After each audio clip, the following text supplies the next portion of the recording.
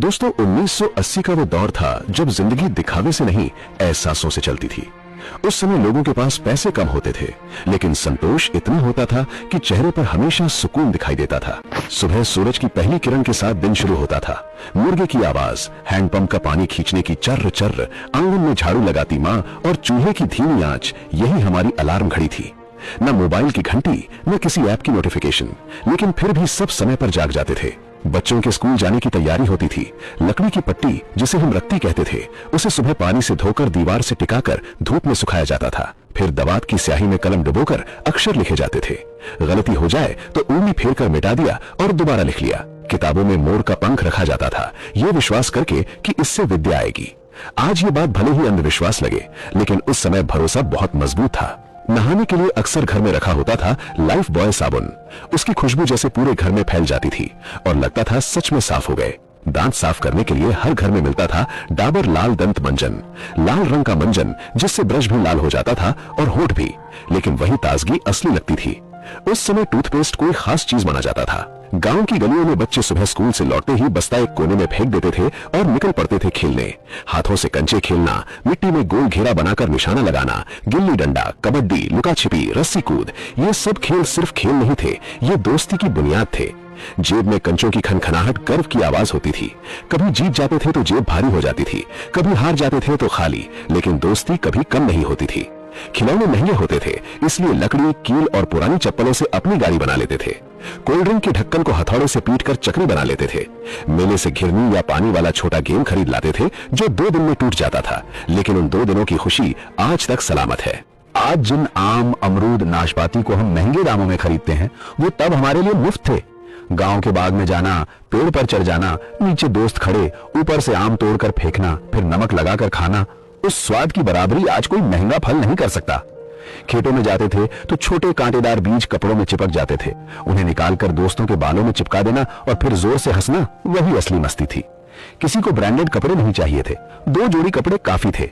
चप्पल टूट जाए तो उसे सिलवा लिया जाता था, फेंका नहीं जाता था। और फिर बात आती है उस समय के सैलून की। आज जैसे एसी, घूमती कुर्सी, फेस वॉश और स्टाइलिश कट नहीं होते थे। एक छोटी सी दुकान, दीवार पर टंगा बड़ा आईना, एक पुरानी कुर्सी, एक पंखा जो कभी चलता था कभी नहीं, और नाई की कैंची की खटखट। गर्दन पर सफेद कपड़ा डालकर बाल काटे जाते थे। कटिंग के बाद गर्दन पर पाउडर लगाया जाता था और एक हल्की सी थपकी मिलती थी, जैसे कोई सम्मान दिया जा रहा हो। बच्चे 2 रुपए की कटिंग करवाकर खुद को फिल्मी हीरो समझते थे। सैलून सिर्फ बाल काटने की जगह नहीं था, वो गांव की खबरों का अड्डा था।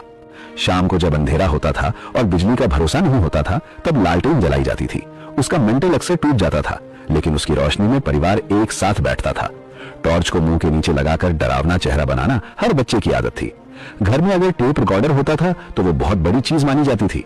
कैसेट डालकर गाने सुनना, पेंसिल से रील घुमाकर टेप सीधा करना, यही टेक्नोलॉजी थी। जिसके घर टेप होता था वहां मोहल्ले के बच्चे जमा हो जाते थे। और फिर आता था रविवार, खासकर जब टीवी पर आता था रामायण। उस समय हर घर में टीवी नहीं होता था। 50-60 घरों के बाद किसी एक घर में ब्लैक एंड व्हाइट टीवी होता था। रविवार की सुबह लोग जल्दी उठते थे, नहाते थे, साफ कपड़े पहनते थे, घर के काम निपटाते थे और समय से पहले टीवी वाले घर पहुंच जाते थे। सड़कें सुनसान हो जाती थी, बाजार शांत पड़ जाते थे, खेतों में काम रुक जाता था। ऐसा लगता था जैसे पूरे देश में सन्नाटा छा गया हो। टीवी वाले घर में दरी बिछ जाती थी, बच्चे आगे बैठते थे, बड़े पीछे, महिलाएं एक कोने में। कोई खिड़की से झांकता था, कोई दरवाजे पर खड़ा रहता था। अगर बिजली चली जाए तो सबकी सांस अटक जाती थी। कोई छत पर चढ़कर एंटीना घुमाता था और नीचे से आवाज आती थी, थोड़ा बाईं तरफ, अब बाईं तरफ, हाँ बस वहीं रोक दो। जैसे ही स्क्रीन पर राम जी का चेहरा आता था, लोग हाथ जोड़ लेते थे। कई लोगों की आंखें नम हो जाती थी। वो सिर्फ सीरियल नहीं था, वो आस्था थी, वो सामूहिक भावना थी। एपिसोड खत्म होने के बाद भी लोग तुरंत घर नहीं जाते थे, बाहर खड़े होकर देर तक चर्चा करते थे। बच्चे घर जाकर लकड़ी का धनुष बनाते थे, कोई राम बनता था, कोई लक्ष्मण, कोई रावण। पूरा मोहल्ला उस कहानी को जीता था। उस समय मनोरंजन सीमित था, लेकिन उसका असर असीमित था। लोग पूरे हफ्ते अगले रविवार का इंतजार करते थे। आज हमारे पास स्मार्टफोन है, इंटरनेट है, सैकड़ों चैनल हैं, लेकिन वो सामूहिक खुशी नहीं है। आज हर कोई अपने अपने कमरे में अपनी अपनी स्क्रीन देखता है।